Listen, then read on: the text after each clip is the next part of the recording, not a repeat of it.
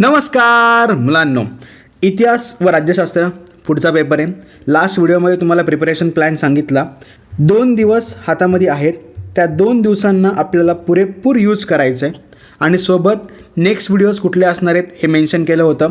त्यातला पहिला video important questions आणि PYQ 1 by 1 टेक्स्टबुक जवळ घ्या, मार्क करून घ्या.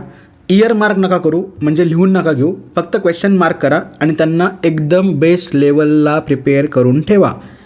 40पैकी 40 आणायचेत. मग त्यासाठी ते प्रश्न बेस झाले पाहिजेत. कळलं? घेतलं पुस्तक? प्रत्येकाने व्हिडिओ लाईक केलं का? केलं? पक्का? चलो, आता व्यवस्थित प्रत्येक क्वेश्चन सांगणार आहे, कुठला कुठला इम्पॉर्टंट आहे. 1 by 1 मार्क करत चला. पहिला धडा इतिहास लेखन, पाश्चात्य परंपरा 1 by 1. आता ह्याच्यामध्ये सगळ्यात महत्त्वाची गोष्ट बघा, हे जे काही इतिहासकार आहेत म्हणजेच विचारवंत आहेत, ह्यांनी कुठले कुठले ग्रंथ लिहिले होते हे प्रिपरेशन करण्याआधी ना अंडरलाईन करून ठेवा आणि 2-3 वेळा वाचा. हे तुम्हाला चुकी जोडी ओळखा, नंतर योग्य पर्याय निवडा, या ठिकाणी दिसतील. आणि प्लस गोष्ट काय माहिती आहे की ह्यांचा उल्लेख आपण उत्तरामध्ये जर केला तर मार्क अजून जास्त कन्फर्म होतील. समजलं? चला, आता पटपट 1 by 1 मार्क करा. तुम्ही हे तर करणारच आहात, ह्यात नो डाऊट. नंतर हाही प्रश्न तुम्हाला करायचा आहे, नो डाऊट. आता संकल्पना म्हणजेच एक्झाममध्ये टिपा येतं, कुठले कुठले बघा. पहिला, दुसरा या बोर्ड इयरला आलेला आहे. नंतर सकारण स्पष्ट करा, हे दोन्हीसुद्धा. आता तुमच्या टेक्स्टबुकमध्ये हा प्रश्न नसेल, बरोबर? नसेल हां, पण हा प्रश्न बोर्डला आला होता, त्यामुळं नीट बघून घ्या. त्याच्यानंतर सविस्तर उत्तरे पहिला आणि तिसरा मार्च 2025ला प्रश्न आलेला होता. नंतर पुढं इतिहास लेखन, भारतीय परंपरा, पाश्चात्य मागच्या ह्याच्यामध्ये होतं, आता भारतीय परंपरा. ह्याच्यामधले सुद्धा महत्त्वाचे प्रश्न हिथंसुद्धा बघा. हां, हिथंसुद्धा तेच आहे, म्हणजे आपल्या भारतातील महत्त्वाची जी लोकं होती आणि त्यांनी जे ग्रंथ लिहिले होते, पुस्तकं लिहिली होती, त्या सगळ्यांची नावं व्यवस्थित करून ठेवा. बघा, हे व्यवस्थित ही नावं आणि यांचा उल्लेख आपल्याला उत्तरामध्ये करायचा आहे, हे डोक्यात फिक्स ठेवतात.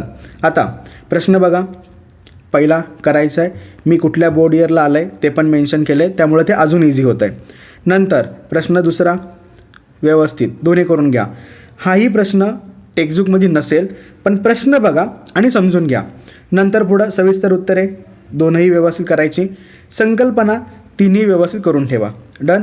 आता हे मी तुम्हाला मागंही सांगितलं होतं, मागच्या चॅप्टरमध्ये असं करणं गरजेचं आहे. ह्या चॅप्टरमध्ये त्यांनी दाखवलेलं आहे, त्यामुळं अशा पद्धतीने मागच्या चॅप्टरचं पण करून ठेवताल. कळलं?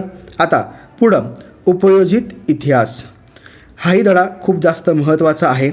आता ह्याच्यामध्ये हे काय करत बसू नका, हे विचारलं जात नाही, त्यामुळे टेन्शन नका घेऊ. फक्त ठिकाणांची नावं, जसं की ठिकाण, नावं, चुकी जोडी ओळखा, त्या ठिकाणी येऊ शकतं, त्यामुळं ते व्यवस्थित बघायचं. आता बघा, हे तुम्ही करणार आहात, नो डाऊट. 2 प्रश्न हे, नंतर हा एक प्रश्न तंत्रज्ञानाचा इतिहास, नंतर हे शेवटचे 3 प्रश्न कुठल्या कुठल्या बोर्ड इयरला आलेत सांगितलेलं आहे, ते पक्के करून ठेवा. हाही प्रश्न मार्च 2022ला आहे तसा पडला होता, त्यामुळे संकल्पनाचे प्रश्नसुद्धा तुमचे तयार होऊन जातील. आता नेक्स्ट व्हिडिओमध्ये मी हे तुम्हाला सांगणारच आहे, त्याच्यामुळं त्याचंही टेन्शन घेऊ नका, त्याची उत्तरं आपण बघूया, पण आत्ता मार्क करून ठेवा.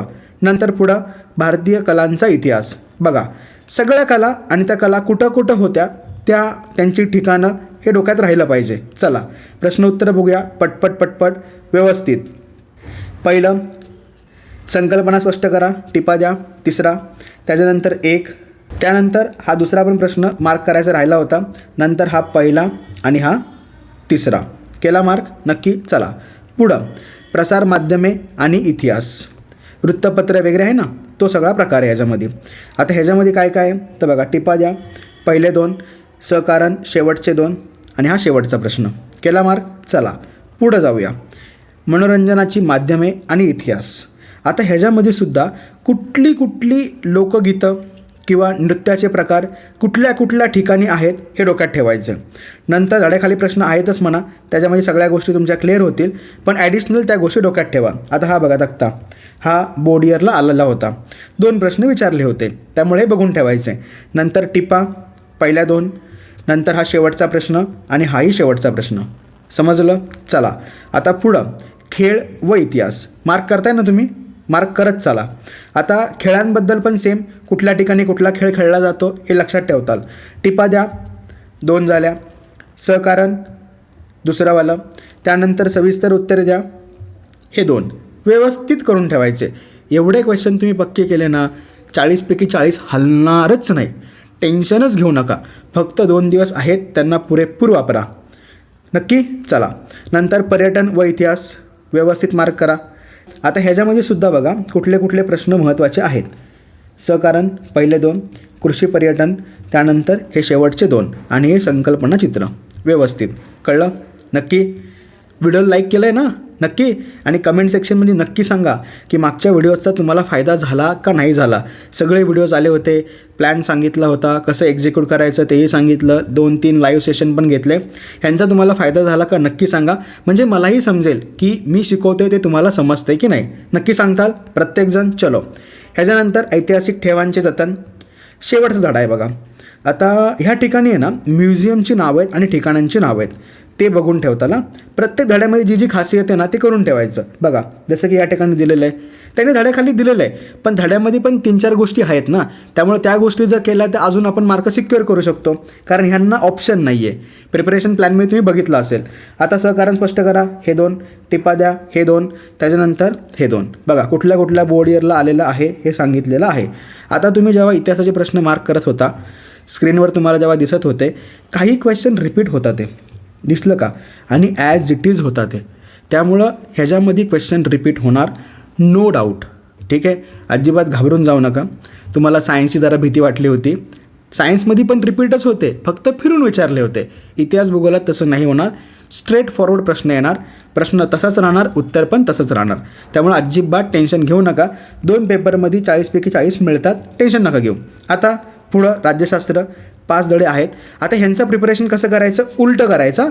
म्हणजे पहिला 5वा करायचा, मग 4था करायचा, मग 3रा, मग 2रा आणि मग पहिला. उलटं केलं तर पटपट होईल बघा. पण प्रश्न सुरुवातीपासूनच मार्क करा.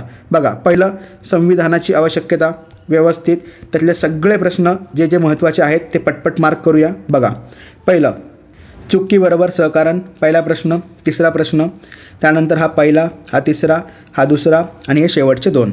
केले मार्क? नक्की.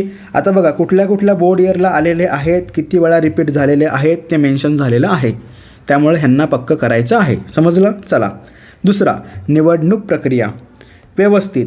आता धड्याखालचे जे प्रश्न आहेत ना त्यांनीच केलं तर पक्क होतच आहे, पण सोबत आहे ना हेही पक्क करून ठेवा.